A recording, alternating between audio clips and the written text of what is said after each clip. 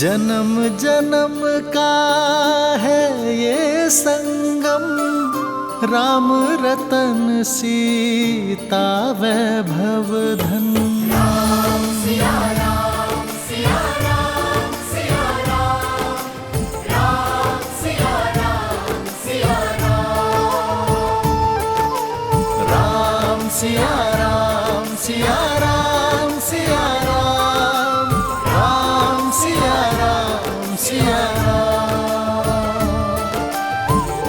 सीता को रखते हृदय रघुराई, पूर्ण राम को करने आई।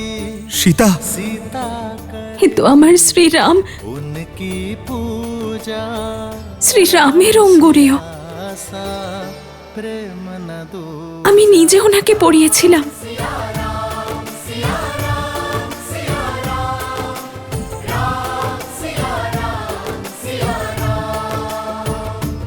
এটা এখানে কি করে এলো?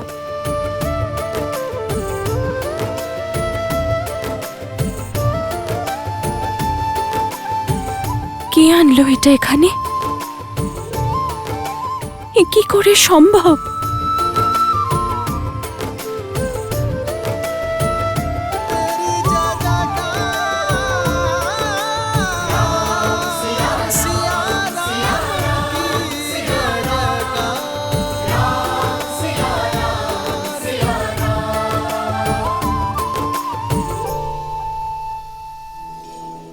प्रभु श्री राम, श्री राम, श्री राम, श्री राम।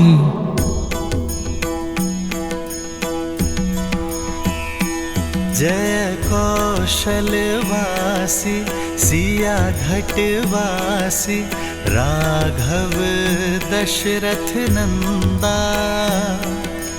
मात पिता गुरु अरु संतन के, मन को देते आनंदा।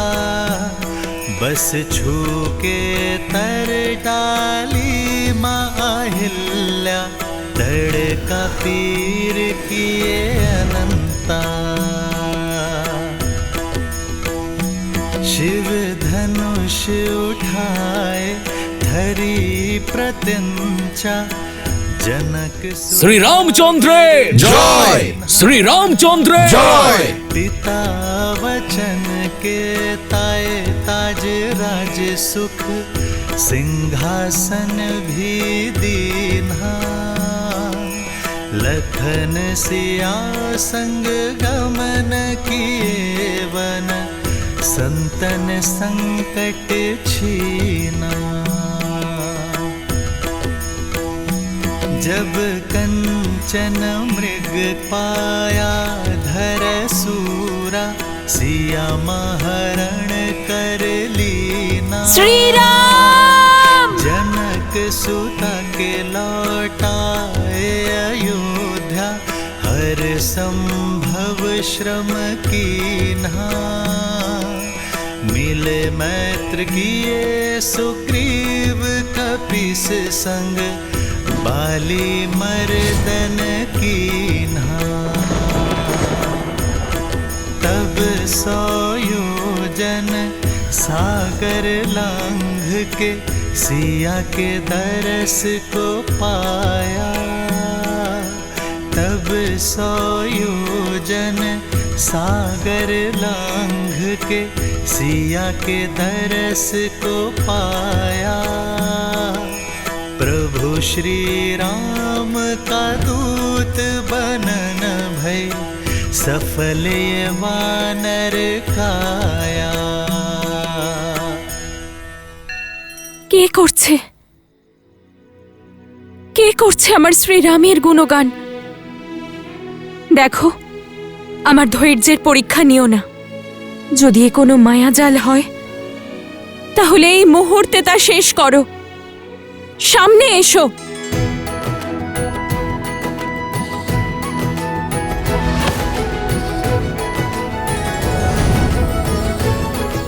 এ কোনো মায়া নয়, আমি প্রভু শ্রী রামচন্দ্রের একজন ভক্ত মাতা।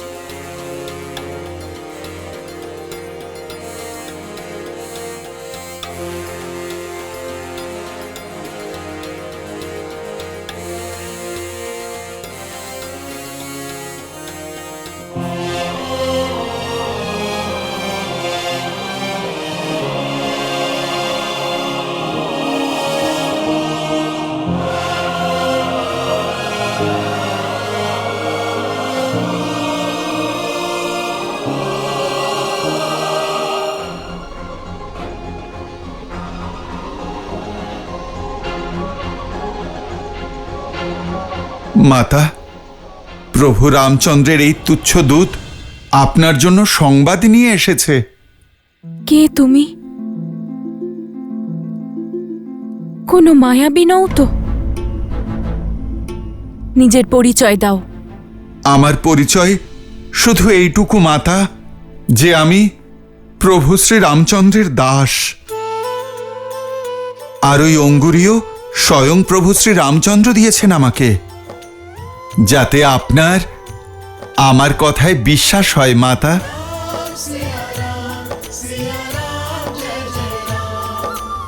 এই অঙ্গুরীয় তো শ্রীরামের,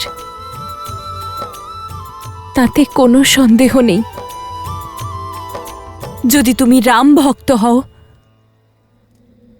তাহলে তার প্রমাণ দাও। আমার শ্রীরামের বর্ণনা দাও। মাতা, আপনি আমাকে ক্ষমা করবেন। আমি সেই প্রভু রামচন্দ্রের বর্ণনা করতে পারবো না যাকে আপনি চেনেন, কিন্তু আমি সেই প্রভু রামচন্দ্রের বর্ণনা অবশ্যই দেব যাকে আমি দেখেছি। আমি সেই প্রভু শ্রী রামচন্দ্রের বিষয়ে জানি না যিনি নিজে হাতে আপনাকে অলংকার পরিয়েছিলেন মাতা। আমি সেই প্রভু শ্রী রামচন্দ্রের বিষয়ে জানি যিনি তার স্ত্রীর ফেলে দেওয়া সেই সব অলংকারগুলি সারা দিনে বহুবার দেখতে থাকেন মাতা। আর সেই অলংকারের মধ্যে নিজের সীতাকে খুঁজে বের করার চেষ্টা করেন মাতা। কখনো আপনার নূপুর, কখনো আপনার বালা উনি স্পর্শ করে দেখেন মাতা। যার দু চোখ থেকে বয়ে চলা অশ্রুধারায় ওনার স্ত্রী সীতার ছবি ভেসে ওঠে।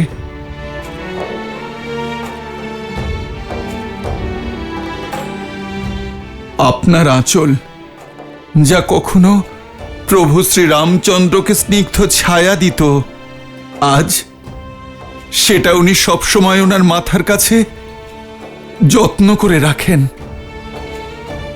মাতা। কখনো আপনার কণ্ঠস্বর ওনার মনে পড়লে শ্রীরাম, উনি দৌড়ে বাইরে বেরিয়ে যান। সীতা, সারা রাত আপনার স্মৃতি বুকেতে আগলে জেগে থাকেন আমার প্রভু শ্রী রামচন্দ্র। মাতা, আমি সেই শ্রী রামচন্দ্রকে চিনি না যিনি হরধনু ভঙ্গ করেছিলেন। আমি সেই শ্রী রামচন্দ্রকে চিনি যিনি সময় পাওয়া মাত্রই নিজের বাণগুলিকে তীক্ষ্ণ করতে থাকেন, যাতে সেই দুষ্টকে বধ করতে পারেন। মাতা, যিনি আপনাকে হরণ করেছেন।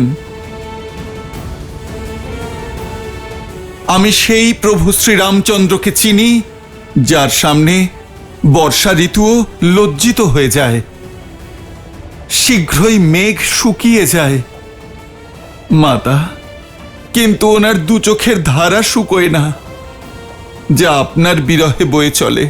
সূর্যোদয় থেকে সূর্যাস্ত পর্যন্ত ওনার মনের মন্দিরে শুধুমাত্র আপনি বিরাজ করেন মাতা।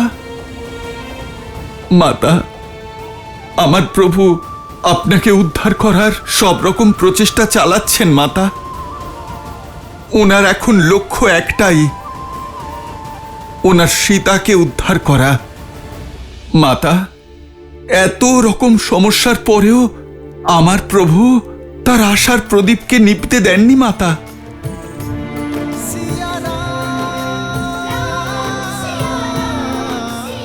আপনাকে খোঁজার বিষয়ে উনি কোনো ত্রুটি রাখেননি মাতা। আমাদের মতো বানরদের সাথে মিত্রতা করে প্রভু বিরাট সৈন্যদল গঠন করেছেন আপনাকে উদ্ধার করার জন্য।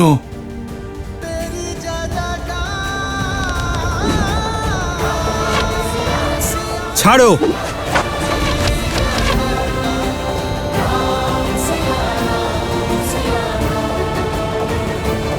শেষবার কখন দেখেছিলে ওনাকে? 1 মাস পূর্বেই।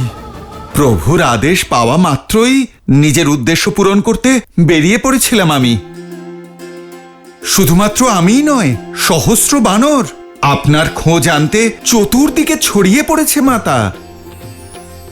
আর আমাদের প্রত্যেক বানরকে প্রভু বলেছেন যে যখনই আপনার দেখা পাবো আপনাকে যেন আশ্বস্ত করি যে প্রভু শ্রীরাম আপনাকে ফিরিয়ে নিয়ে যেতে এতটুকুও বিলম্ব করবেন না।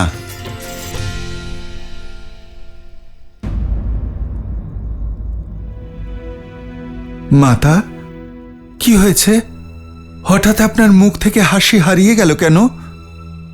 আমার উপর ক্রুদ্ধ, তাই না শ্রীরাম? আমি জেদ করে ওনাকে সোনার হরিণ আনতে পাঠিয়েছিলাম, আর ক্রোধের বশে লক্ষণ ভ্রাতাকে না জানি কি বলেছিলাম। না মাতা, আপনজনেরাই তো জেদ করে। আপনি তো প্রভু শ্রী রামচন্দ্রের মনে বাস করেন, আর মনের সঙ্গে কিসের দ্বন্দ্ব মাতা? আর ভ্রাতা লক্ষণ তো একেবারে সন্তানের মতো আপনার দেওয়া আদেশ পালন করেছিলেন, আর উনি এখন নিজেকেই দোষারোপ করছেন যে উনি সেদিন আপনাকে একা রেখে গেছিলেন কেন। ভ্রাতা লক্ষণ সব সময় প্রভু শ্রী রামচন্দ্রের সেবা আর ওনার দুঃখ লাঘব করতে চেষ্টা করেন, যাতে প্রভু শ্রী রামচন্দ্রের কষ্ট একটু কম হয়। আপনি কি সংবাদ দিতে চান মা? যন্ত্রণায় জর্জরিত আমি। প্রতিদিন অপমানের বিষ পান করতে হয়, আর সব থেকে বেশি যন্ত্রণা তখন হয়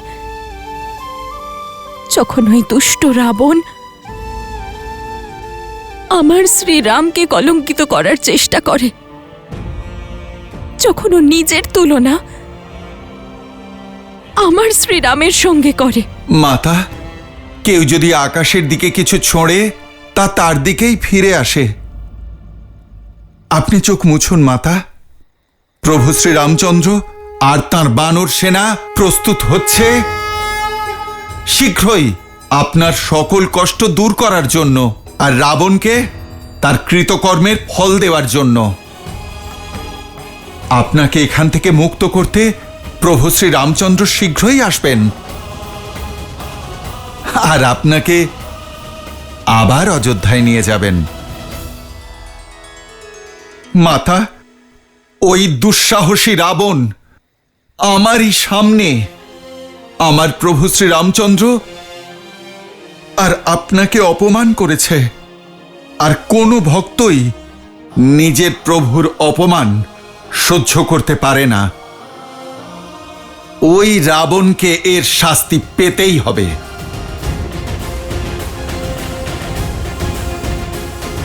তোমার পরাক্রম আর নিষ্ঠার ওপর আমার কোনো সন্দেহ নেই হনুমান। এই মাতার শেষ আশ্বাস তুমি, কিন্তু এই মাতা চায় যে তুমি আমার শ্রীরামের কাছে সুরক্ষিত পৌঁছে যাও। কিন্তু মাতা, আমায় শত্রুর শক্তি আর দুর্বলতা দুটি বিষয়ে জানতে হবে, যাতে যুদ্ধে আমরা জয়লাভ করতে পারি। রাবণের এই লঙ্কায় প্রতি পদে সংকট। ভয়ঙ্কর রাক্ষস আছে এখানে, কোটি কোটি রাক্ষসের সেনা আছে রাবণের কাছে। তার সঙ্গে তার পুত্র, ভীষণ ভয়ঙ্কর। ওর জ্যেষ্ঠ পুত্র মেঘনাদ, লঙ্কার যুবরাজ, ইন্দ্রকেও পরাজিত করেছে ও। ওর কাছে 3 মহাশক্তিশালী অস্ত্র আছে, সম্মোহনাস্ত্র, ব্রহ্মাস্ত্র আর নাগপাশও আছে। রাবণের এক বিশালাকার ভ্রাতাও আছে, কুম্ভকর্ণ, যে 6 মাস ঘুমিয়ে থাকে আর 6 মাস জেগে থাকে।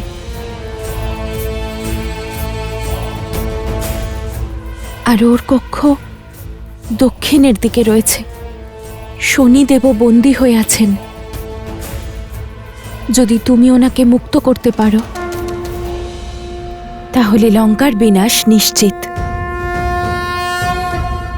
রাবণের এক ছোট পুত্র আছে, অক্ষয় কুমার, যে এই বাটিকারও দায়িত্বে রয়েছে। শুধু মানুষ কেন, রাক্ষসও ওর ক্রোধ, ওর ক্রূরতাকে ভয় পায়। ওর কাছে অষ্টঘোড়ার রথ আছে, আর ও নিজের শক্তি প্রদর্শন করতে খুব ভালোবাসে। আমার ভোজন নিয়ে আসার জন্য এক চটাকেও বধ করেছিল।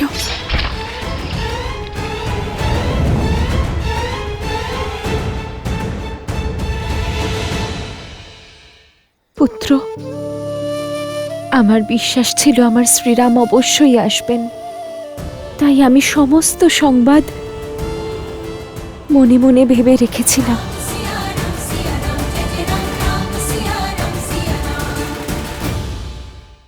আমি নলকুবের অভিশাপ দিচ্ছি তোমাকে, যদি তুমি কখনো কোনো পরস্ত্রীকে তার ইচ্ছার বিরুদ্ধে গিয়ে তাকে পাওয়ার চেষ্টা করো, তাহলে তোমার মস্তক সহস্র খণ্ডে খণ্ডিত হয়ে যাবে।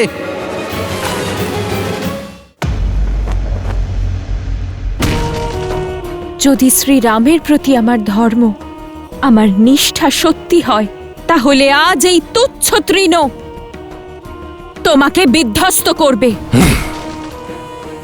এই সংসারে সব থেকে বেশি শক্তিশালী হওয়ার অহংকার আছে না তোমার? তাহলে এটা পার করে দেখাও।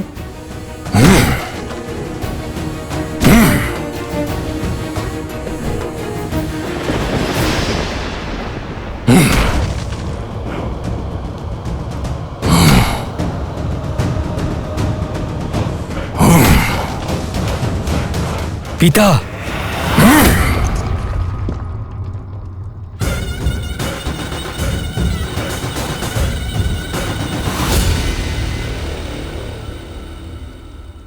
আমার অভ্যাসে অন্য কেউ যদি বিঘ্ন উৎপন্ন করার সাহস দেখাতো, তাহলে তার মস্তক দেহ থেকে ছিন্ন করে দিতাম। কিন্তু তোমার এই ঔদ্ধত্য পছন্দ করি আমি, কারণ আমি জানি এটা আমার প্রতি তোমার চিন্তার প্রতিফলন। বলো, আজ কি নিয়ে এত চিন্তিত তুমি? কেন পিছিয়ে এলেন আপনি? আপনি ওই স্ত্রীকে, ওর অহংকারকে শেষ কেন করলেন না? বলপূর্বক তাকে এখানে আনলেন না কেন? তাকে বিবাহ কেন করলেন না? কেন পিছিয়ে এলেন আপনি?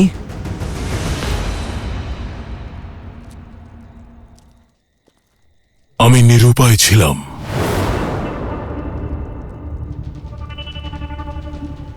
নিরুপায়?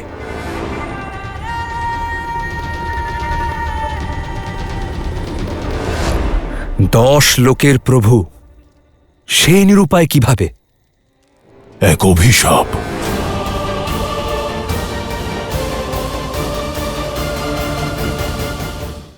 আমি নলকুবের অভিশাপ দিচ্ছি তোমাকে, যদি তুমি কখনো কোনো পরস্ত্রীকে তার ইচ্ছার বিরুদ্ধে গিয়ে তাকে পাওয়ার চেষ্টা করো, তাহলে তোমার মস্তক সহস্র খণ্ডে খণ্ডিত হয়ে যাবে।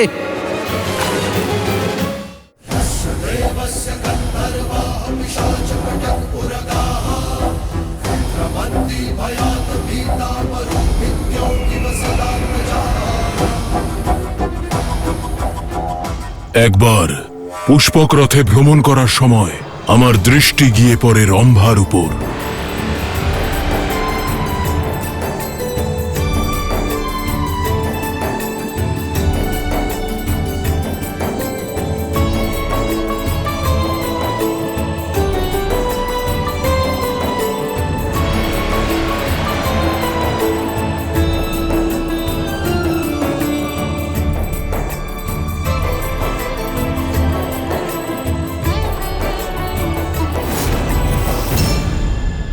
লঙ্কেশ, এ কি করছেন আপনি?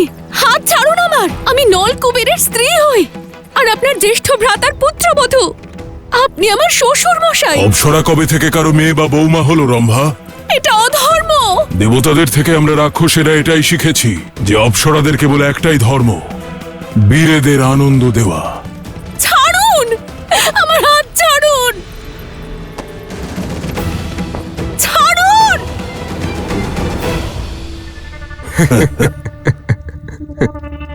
সঠিক যুক্তি দিয়েছেন পিতা, কিন্তু তারপর কি হলো? এই বিষয়টা কুবেরের পুত্র নলকুবের জানতে পারে। সে ক্রুদ্ধ হয়ে আমার কাছে আসে। আমি তাকে সব রকম ভাবে বোঝানোর চেষ্টা করি, তাকে বলি যে অপ্সরারা কখনো কারো হয় না, কিন্তু নিজের ক্রোধ আর স্ত্রীর প্রেমে অন্ধ নলকুবের আমাকে অভিশাপ দিল।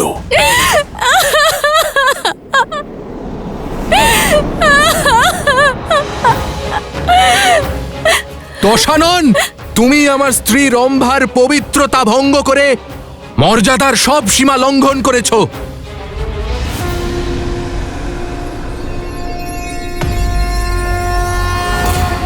আমি নলকুবের ব্রহ্মাদেবকে সাক্ষী রেখে অভিশাপ দিচ্ছি তোমাকে, যদি তুমি কখনো কোনো পরস্ত্রীকে কামনা ও বাসনার দৃষ্টিতে বলপূর্বক তার ইচ্ছার বিরুদ্ধে গিয়ে তাকে পাওয়ার চেষ্টা করো, তাহলে তোমার মস্তক সহস্র খণ্ডে খণ্ডিত হয়ে যাবে।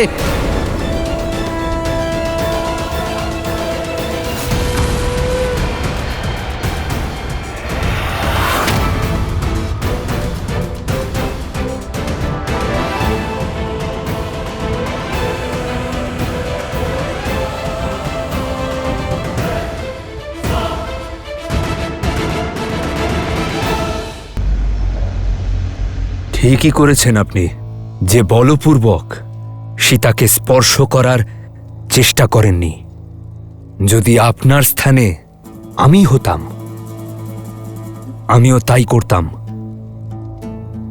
কিন্তু সবার সামনে নিরুপায় হয়ে পিছিয়ে আসতাম না, ওই সীতার বিনাশ করে দিতাম। নিশ্চিন্ত থাকো পুত্র, যদি 1 মাস পরেও ওই সীতা আমার প্রস্তাব স্বীকার না করে, তাহলে তোমার এই ইচ্ছে পূর্ণ করব আমি। একবারে হত্যা করা তো খুবই সহজ,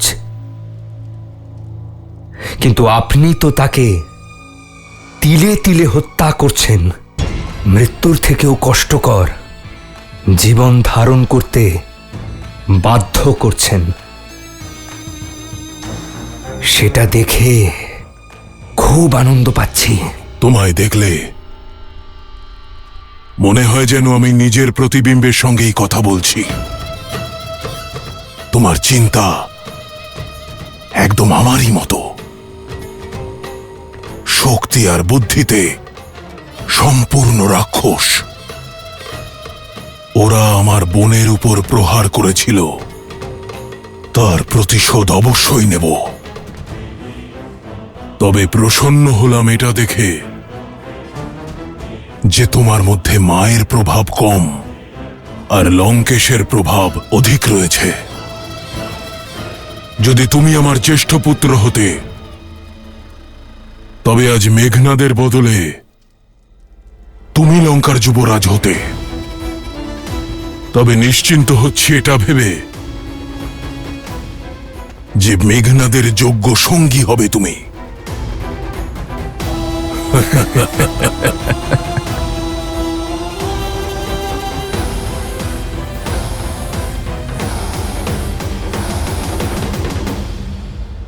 মাতা, এই রাক্ষসদের তো প্রভু শ্রী রামচন্দ্র আর তার বানর সেনা সামলে নেবে। আপনি চিন্তা করবেন না মাতা। আপনি যে সংবাদ দিলেন তার সদ্ব্যবহার অবশ্যই হবে।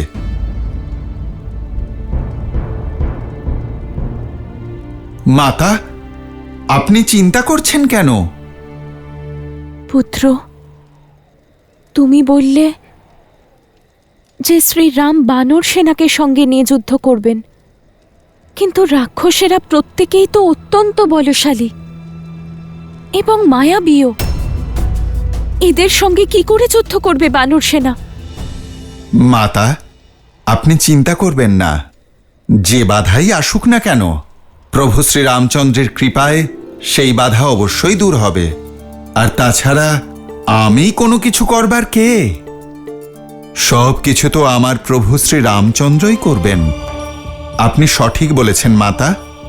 আমি সত্যিই এক বানর, কিন্তু আমার মাথার উপর প্রভু শ্রীরামচন্দ্রের আশীর্বাদ আছে, আর আমার কাছে ওনার ভক্তির শক্তিও আছে।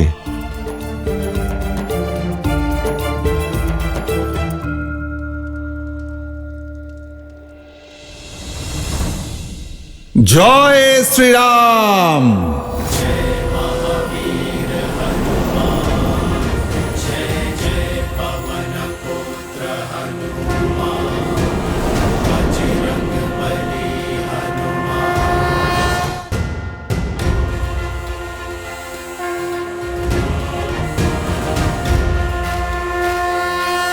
তুমি আমার চিন্তা দূর করে দিলে হনুমান। তোমাকে কেউ দেখে ফেলার আগে তোমার বাস্তব রূপে এসো। জয় শ্রীরাম।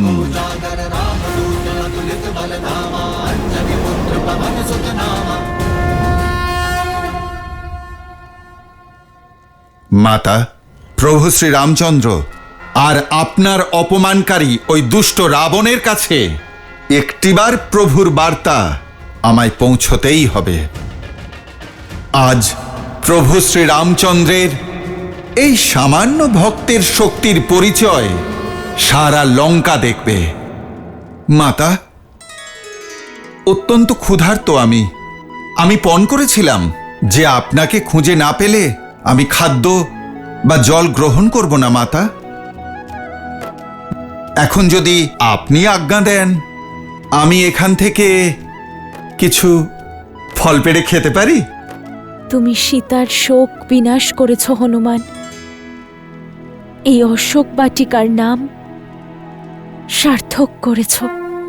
সংসার তোমাকে সীতা শোক বিনাশক নামে জানবে। তোমায় অনুমতি দিলাম। পেট ভরে ফল খাও তুমি হনুমান। ধন্যবাদ মাতা।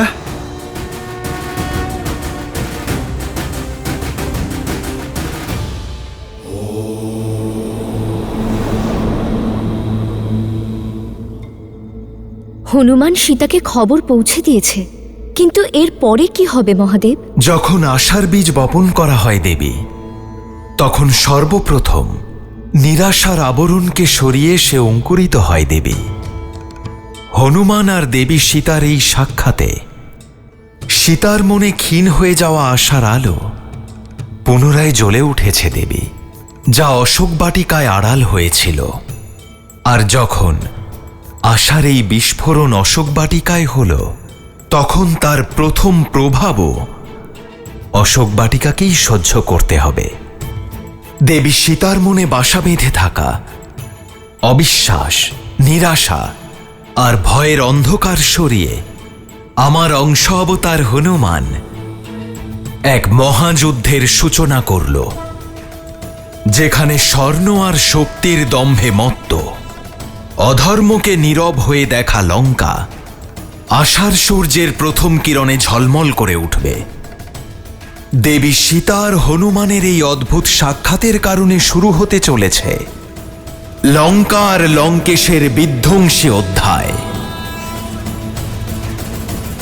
আমি কিন্তু আমার ক্ষুধা নিবারণ করে আবার আপনার সঙ্গে দেখা করে যাব।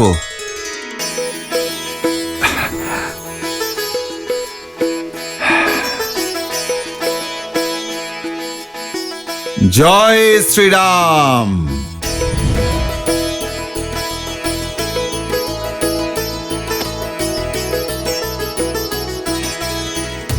जय हनुमान ज्ञान गुण सागर, जय कपीस तिहुँ लोक उजागर। रामदूत अतुलित बल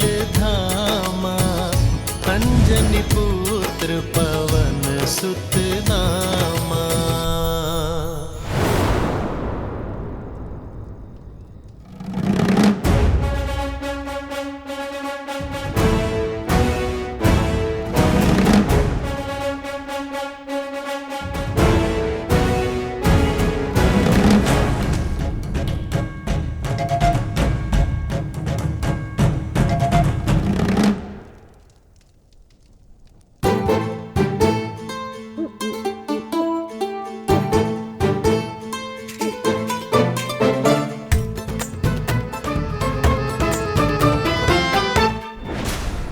এই বিরক্ত করছিস কেন? আমি না তুই করছিস, আমাকে সুরসুরি দিচ্ছিস।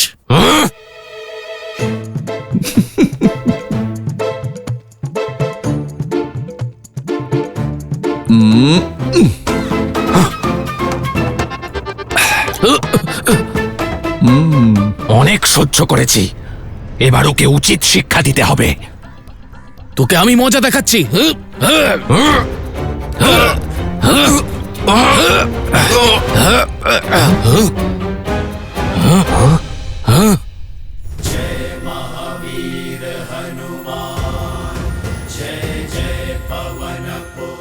লঙ্কায় বানর? অসম্ভব। সিংহিকার লঙ্কিনীর মতো রক্ষিকা থাকতে এ কিভাবে সম্ভব হলো? আরে দেখছিস কি, তারা ওকে, নইলে আমাদের শাস্তি পেতে হবে। তারা আরে এ কি করছো তোমরা? খিদে পেয়েছিল তাই ফল খাচ্ছি, তবে পেট ভরলেই চলে যাব আমি। এই ফলগুলো রেখে দাও, লঙ্কার সব জিনিসে শুধুমাত্র লঙ্কেশের অধিকার। কেন, উনি কি এখানে এগুলো গাছে টাঙিয়ে দিয়ে গেছিলেন? প্রকৃতির সৃষ্টি ফলের ওপর প্রথম অধিকার তো প্রকৃতিরই হয়, আর দ্বিতীয়ত আমার মতো কোনো ক্ষুধার্তের। হ্যাঁ, তোমরাও ক্ষুধার্ত হলে পেড়ে দিতে পারি। এই ফল খুব সুস্বাদু। এটা মহারাজ রাবণের অশোক বাটিকা। এই বাটিকা নষ্ট করার চেষ্টা করলে প্রাণ হারাবে। এবারে নেমে এসো। তোমরা বানরেরা খাও কম, নষ্ট করো বেশি। যদি এটা রাবণের প্রিয় হয় তাহলে এই কানন ধ্বংস করতে হবে। ওই দুষ্ট রাবণ অনেক কষ্ট দিয়েছে মাতা সীতাকে, একটু কষ্ট তাকেও দেওয়া যাক। আজ এই রাবণকে প্রভু রামচন্দ্রের ভক্তের একটা বার্তা দিয়েই দিই। তুমি এক্ষুনি নিচে নেমে এসো বানর, নইলে তুমি মারা পড়বে। কি হলো, কার উপর চেঁচাচ্ছ?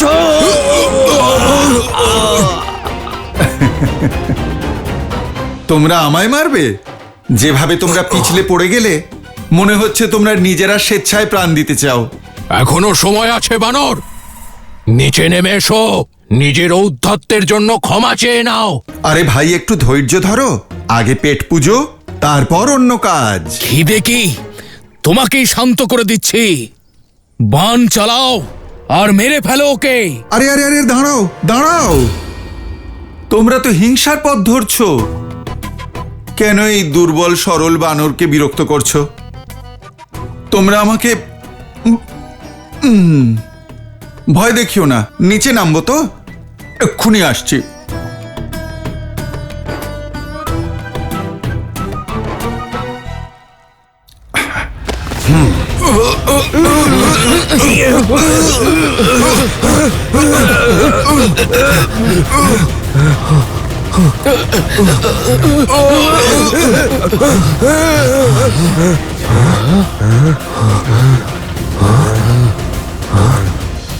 দেখছো কি, বন্দি করো একে আর নিয়ে চলো লঙ্কেশের কাছে।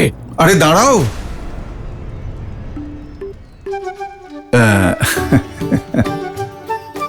পেট ভরেনি, তাহলে তো এখন আমি কারোর কথাই শুনবো না।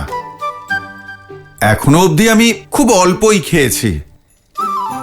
প্রথমে আমি পেট ভরে খাবার খাই, তারপর আমি না হয় নিজেই চলে যাব তোমাদের রাজার কাছে।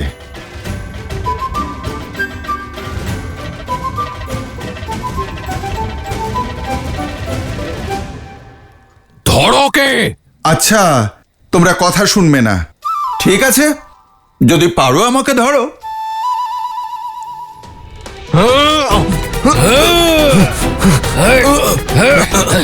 ধরো ধরো ওকে, ধরো।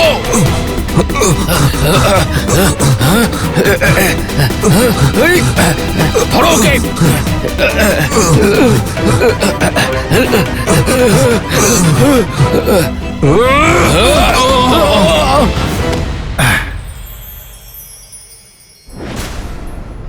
ওই যে ওখানে, ধরো ওকে।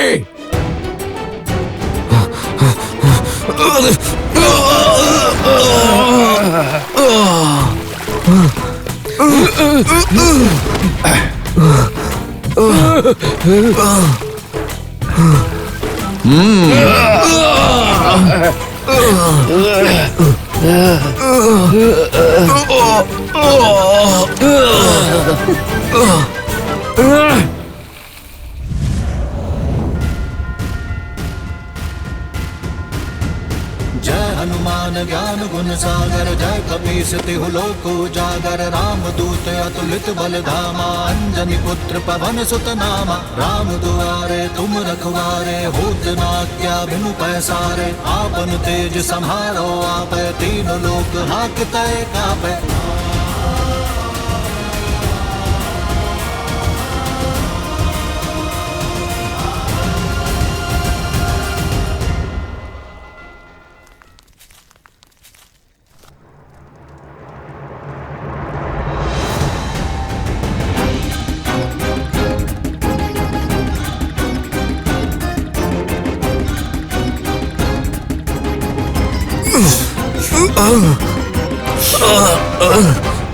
খুব সুস্বাদু ফল, খাবে?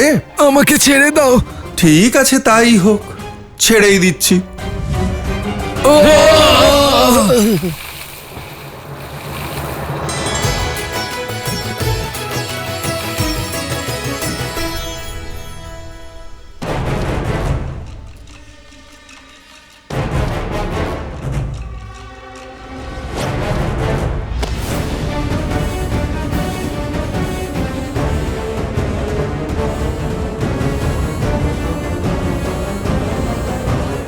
রাক্ষস অধিপতি লঙ্কেশ অশোক বাটিকায় মায়াবী বানর প্রবেশ করেছে, সব তছনছ করে দিচ্ছে।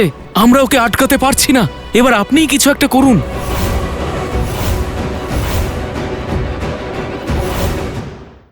এই দাঁড়াও বানর।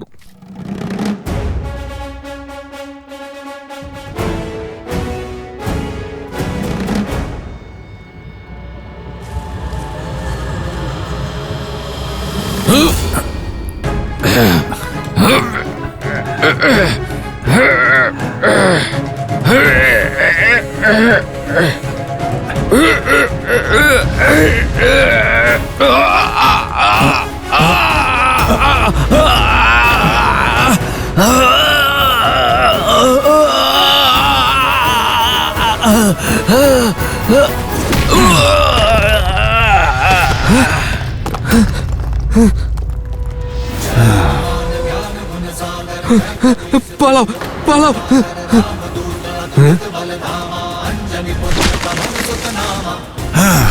এই বানরের আতঙ্ক তো বেড়েই চলেছে।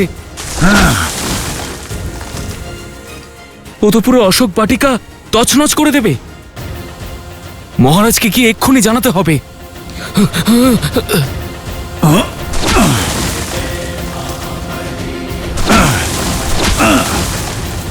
মামা প্রহস্ত, আজকাল চারিদিকে আপনার পুত্র জাম্ববলির পরাক্রমের কীর্তি ছড়িয়ে পড়েছে। আনন্দিত আমি যে আমার মামাতো ভাই এমন শূরবীর। লঙ্কেশের মুখে নিজের প্রশংসা শুনে আমি ধন্য হলাম। তবে এ আপনারই কৃপা। আপনার মতো সূর্যের থেকে আমি চন্দ্রের মতোই সামান্য তেজ নিয়েছি শুধু। শূরবীর হওয়ার পাশাপাশি ভালো কথাও বলো। অদ্ভুত। মহারাজ মহারাজ মহারাজ, রাক্ষস অধিপতি লঙ্কেশ অশোক বাটিকায়। মূর্খ! মহারাজের ভোজনের সময় বিঘ্ন সৃষ্টির দুঃসাহস কি করে করলে তুমি? যাও, ভোজনের পরে আসবে। ক্ষমা করবেন রাজকুমার, খুব জরুরি দরকার। অশোক বাটিকায় মায়াবী বানর প্রবেশ করেছে।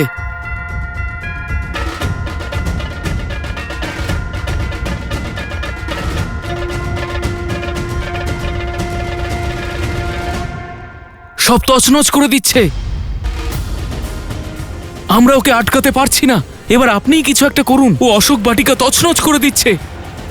लाल देह लाली लसे अरुधरि लाल लगूर वज्र देह दानव दलन जय जय जय कपीसुर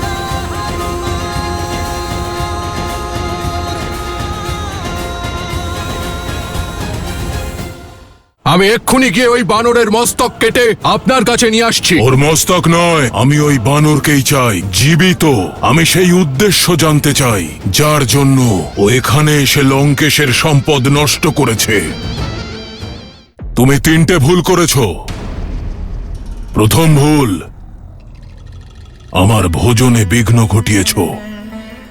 দ্বিতীয় ভুল, তুমি এক তুচ্ছ বানরকে নিয়ন্ত্রণ করতে পারোনি। সকলের সম্মুখে নিজের দুর্বলতা প্রমাণ করেছ তুমি। লঙ্কা হলো শক্তির প্রতীক। এখানে দুর্বলতার শাস্তি একটাই, মৃত্যু। ক্ষমা করবেন মহারাজ, ক্ষমা করবেন। কথা এখনো শেষ হয়নি আমার। এই 2টি ভুলের জন্য আমি তোমাকে ক্ষমা করে দিতাম, কিন্তু তোমার 3য় ভুল ক্ষমার যোগ্য নয়। তুমি আমার প্রিয় পুত্রকে প্রত্যুত্তর দিয়েছ। ক্ষমা করুন মহারাজ, ক্ষমা করুন। ক্ষমা করুন মহারাজ, ক্ষমা করুন।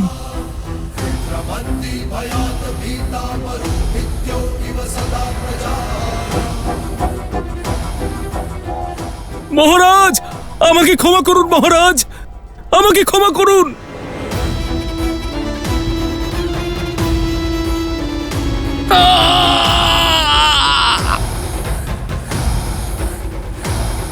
ওকে শাস্তি দেওয়া উচিত ছিল পিতা, কিন্তু ওর ভয় একেবারেই অনুচিত ছিল না। আজ পর্যন্ত লঙ্কেশের অনুমতি ছাড়া লঙ্কায় একটা পাখিও প্রবেশ করতে পারেনি। তাহলে হঠাৎ করে এই বানরটা কোথা থেকে এলো? আর তাও আবার অশোক বাটিকাতে, যেখানে আমরা সীতাকে রেখেছি। সেই অশোক বাটিকা যার চারিপাশে আমাদের সশস্ত্র সেনাবাহিনী পাহারা দিচ্ছে। এ কেমন বানর যে এতটা শক্তিশালী, যাকে আমাদের সাহসী সেনারাও আটকাতে পারছে না? আমিও সেটাই ভাবছি। এই সংসারে কেবল একজন বানর আছে যে রাবণের সম্মুখীন হতে পারে, সে হলো বালি। কিন্তু বালির সঙ্গে তো আমার সন্ধি আছে, তাই সে কাজ করবে না। এটা আবার ইন্দ্র বা অন্য কোনো দেবতার করা ষড়যন্ত্র নয় তো?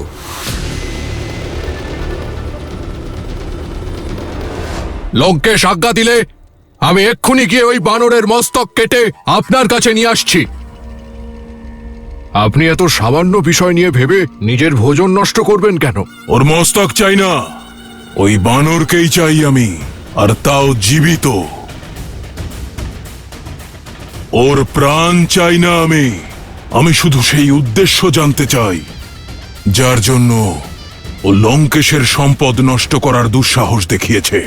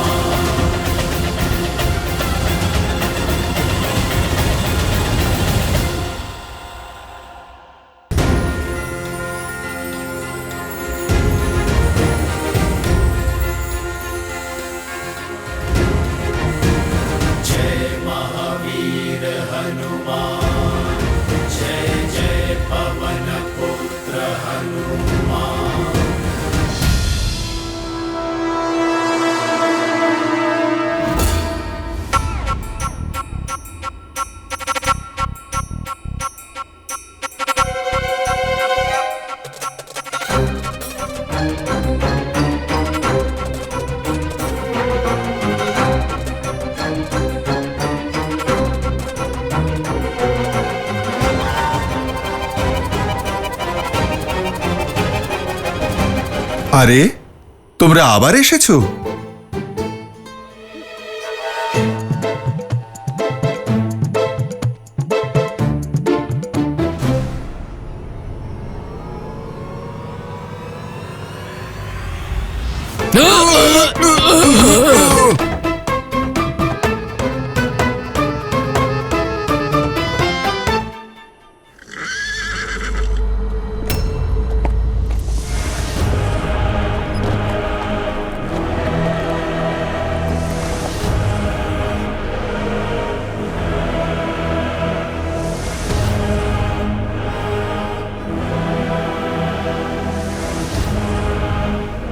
মূর্খ বানর, তুমি ভাগ্যবান যে তোমাকে লঙ্কেশ জীবিত নিয়ে যাওয়ার আদেশ দিয়েছেন, না হলে অশোক বাটিকার সৌন্দর্য নষ্ট করার জন্য আমি প্রহস্ত্রপুত্র জাম্বুবালি তোমার মস্তক ছিন্ন করে দিতাম। কত কথা বলছো তুমি, এবার তো আমার ঘুম পেয়ে যাচ্ছে। এখন কি তুমি শুধু শব্দবাণী চালাবে নাকি যুদ্ধ করবে?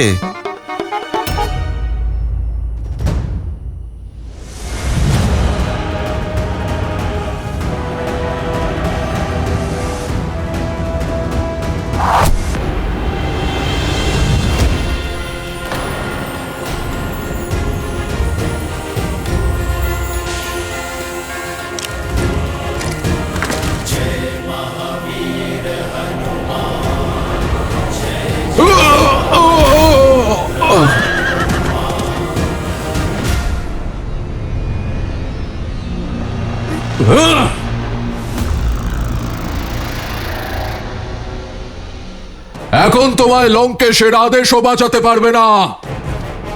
লঙ্কেশ আমার মস্তক ছিন্ন করলেও আজ আমি তোমার মস্তক ছিন্ন করব।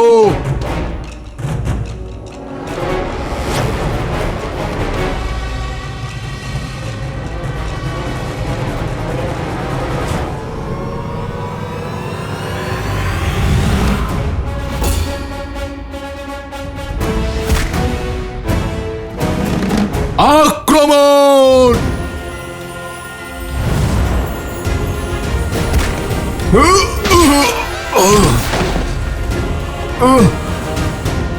মনে হচ্ছে বুদ্ধির সঙ্গে সঙ্গে দৃষ্টিও ক্ষীণ হয়ে এসেছে লঙ্কেশ্বরের সৈন্যদের।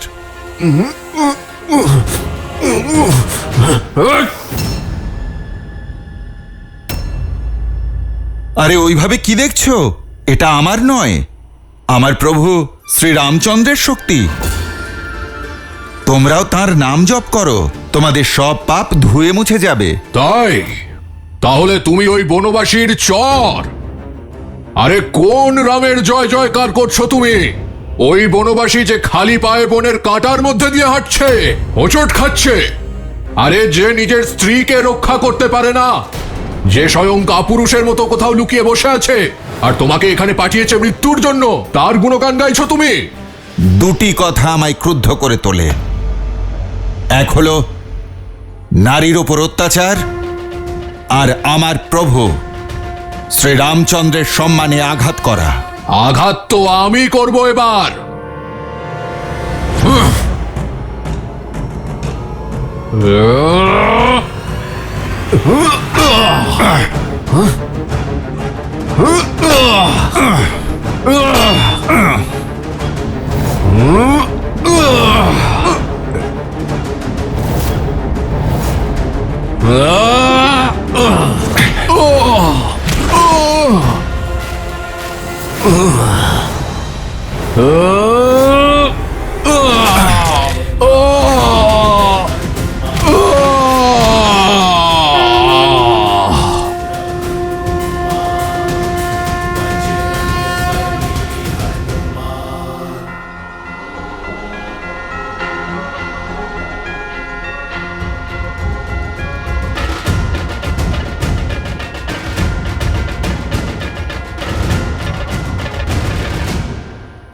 কে ও? আর এখানে কেন এসেছে? তোমাকে ওর সঙ্গে কথা বলতে দেখেছি, আর ও এখানে বিশাল আকৃতি ধারণ করেছিল। বলো, কে ওই মায়াবী বানর? বলো, ওই বানর তোমার সঙ্গে দেখা করতে কেন এখানে এসেছিল? সব সত্যি আমাদের বলো, না হলে। ও সাধারণ বানর, ক্ষুধার্ত ছিল, ফল খেতে এসেছিল। তোমার ওই সাধারণ বানর মন্ত্রী প্রহস্তের বীর পুত্র জাম্বু বলিকে বধ করেছে। জানি না এবার লঙ্কেশ কি করবেন যখন উনি জানবেন যে ওই বানর তোমার সঙ্গে দেখা করার পরেই এই কাণ্ড ঘটিয়েছে। এখন অপেক্ষায় থাকো ওর মৃত্যু সংবাদের।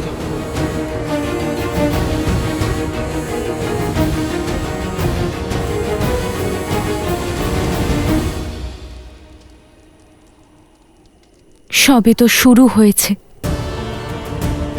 রামদূতের শক্তির প্রদর্শন শুরু হয়েছে। যখন আমার শ্রীরাম আসবেন, তখন এই লঙ্কা থরথর করে কাঁপবে।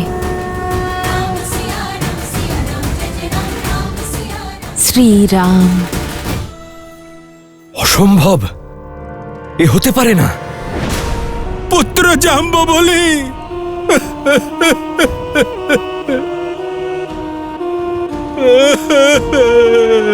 পুত্র।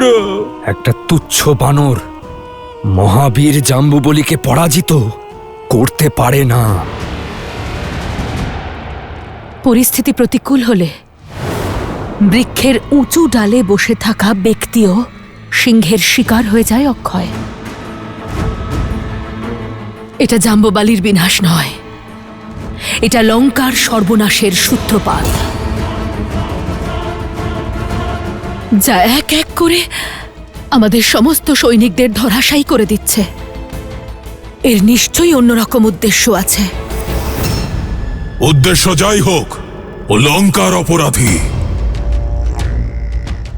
ওকে আমার সামনে উপস্থিত করো। অশোক বাটিকার উত্তরদায়িত্ব আমার, তাই ওই তুচ্ছ বানরকে শাস্তি দেবার কার্য আমিই করব। না না পুত্র, তুমি কোথাও যাবে না। নিশ্চয়ই কোন অনিষ্ট হতে চলেছে। আমার ভীষণ ভয় করছে। তুমি কোথাও যাবে না। কখনো এমন হয়েছে যে তুমি ভয় পাওনি? তোমার এই ভয়ের কারণেই আমি তোমার আঁচল ছেড়ে পিতার ছত্রছায়াতে বেড়ে উঠেছি।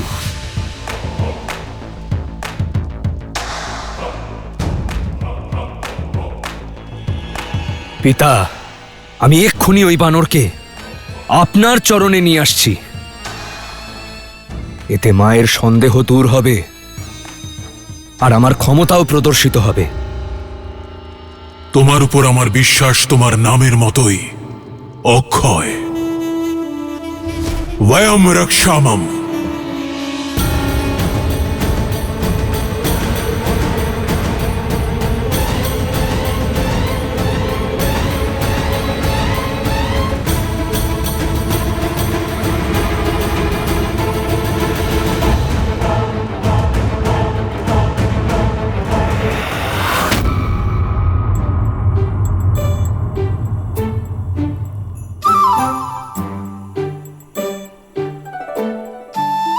খুব দুষ্টু তুমি ফলের রাজা। তোমাকে খাবার ইচ্ছায় শৈশব বেলায় আমায় দুঃসাহসী করে তুলেছিল, আর আজ জানি না এই রামভক্তকে দিয়ে আরো কত দুঃসাহসিক কাজ করাবে। ভীষণ ধূর্ত।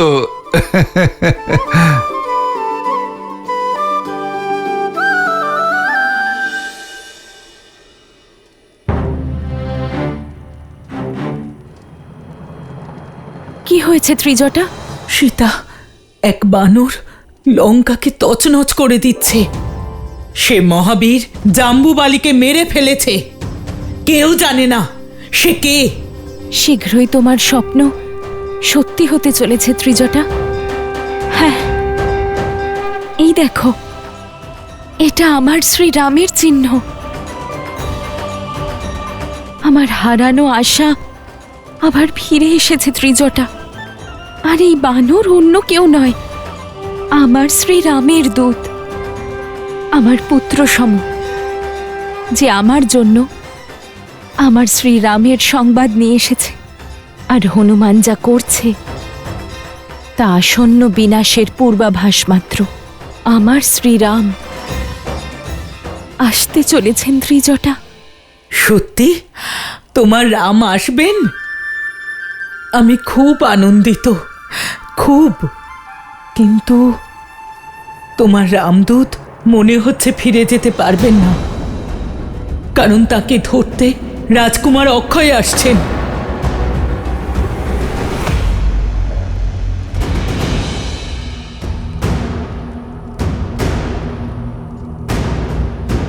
নিশ্চিন্ত থাকো পুত্র,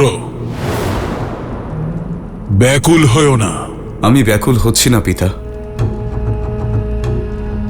আমি শুধু এটাই বুঝতে পারছি না যে ওই বানরটা ওখানে পৌঁছলো কি করে।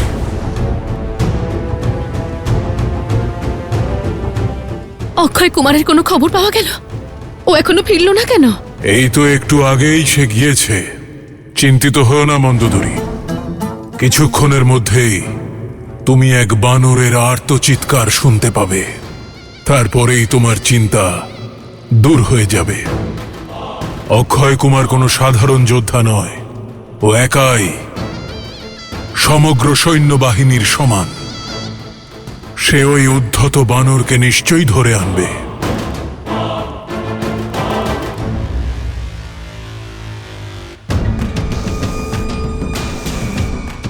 অক্ষয় কুমারের জয়! অক্ষয় কুমারের জয়! অক্ষয় কুমারের জয়!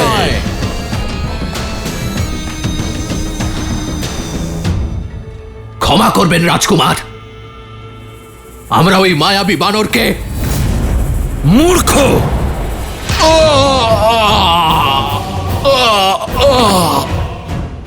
কোথায় সেই তুচ্ছ অনুপ্রবেশকারী যে লঙ্কেশের প্রিয় অশোক বাটিকাকে তছনছ করেছে?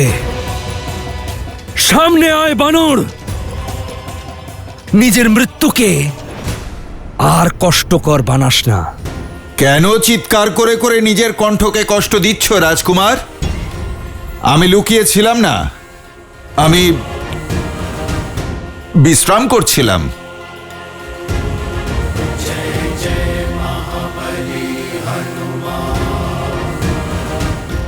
আমার ভোজন নিয়ে আসার জন্য এক চটাকেও বধ করেছিল।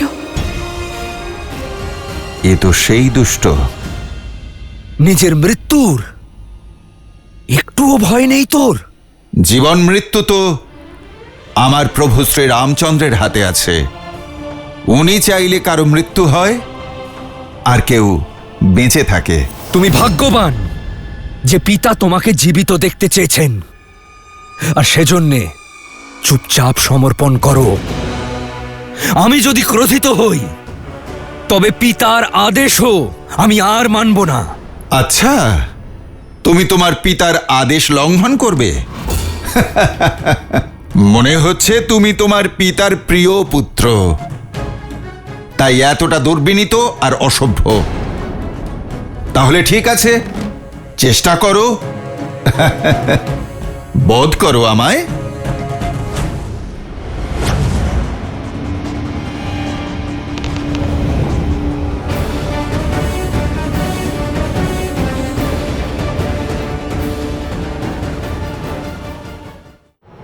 তুচ্ছ বানর, আমি তোকে ছাড়বো না।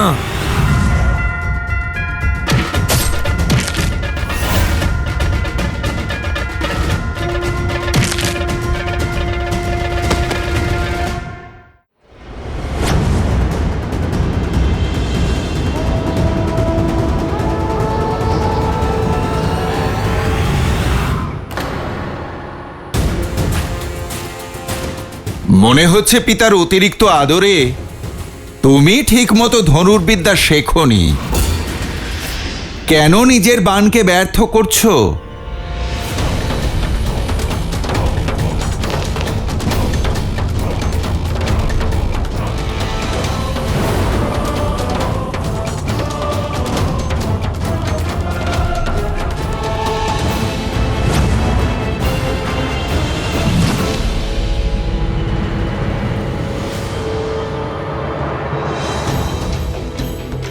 আমার কথা আমি ফিরিয়ে নিচ্ছি। ধনুর্বিদ্যায় তো তুমি অত্যন্ত কুশলী। দুঃখ তো শুধু এটাই, তুমি অধর্মের পথ বেছে নিয়েছ। আর অধর্ম যতই শক্তিশালী হোক না কেন, একদিন না একদিন ধর্মের হাতে অবশ্যই তার পরাজয় ঘটে।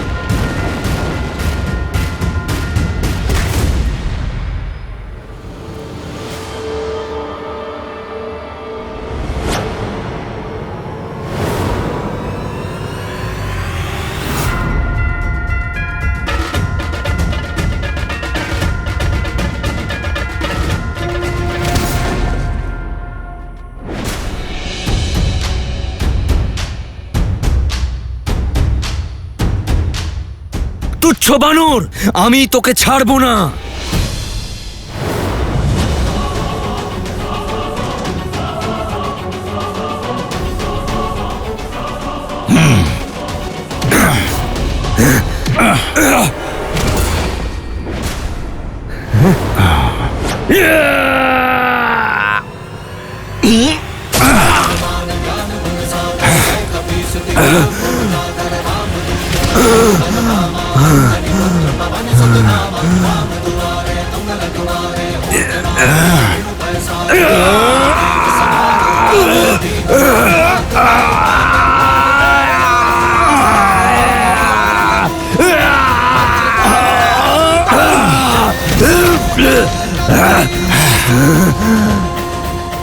রাজকুমার, আমার মাতা সীতাকে বাধ্য করেছিল এ। আমার মাতাকে ভয় দেখিয়েছিল, হনুমানের মাতাকে।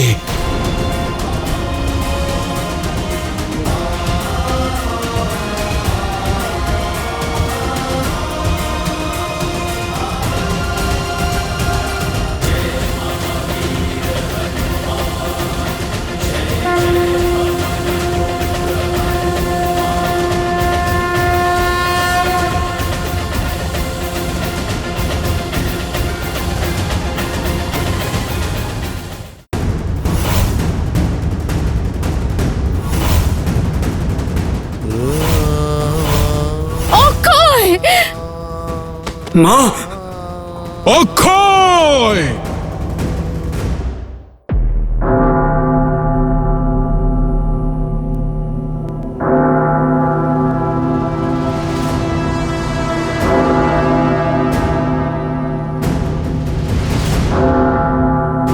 এই ধ্বনি, এই ধ্বনি তো অমঙ্গলের সংকেত। কি এমন হয়েছে দশানন?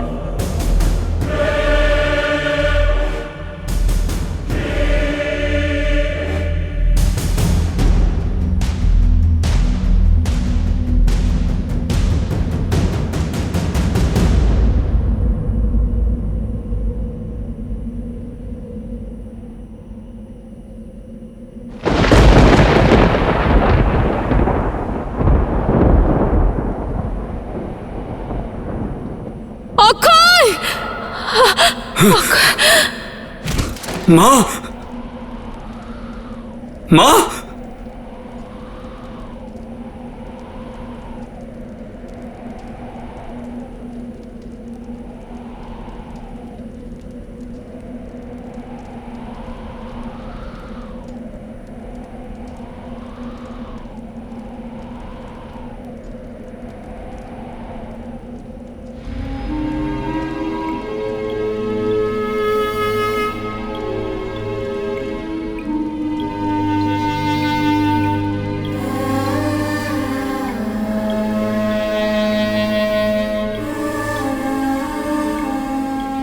ওঠো। নিজের পিতার সঙ্গে উপহাস করো না। আমি তোমার নামে এই কারণে অক্ষয় রাখিনি যে তোমার সব আমার সামনে এভাবে পড়ে থাকবে। এভাবে পরাস্ত হতে পারো না। ওঠো। অক্ষয়, অক্ষয়।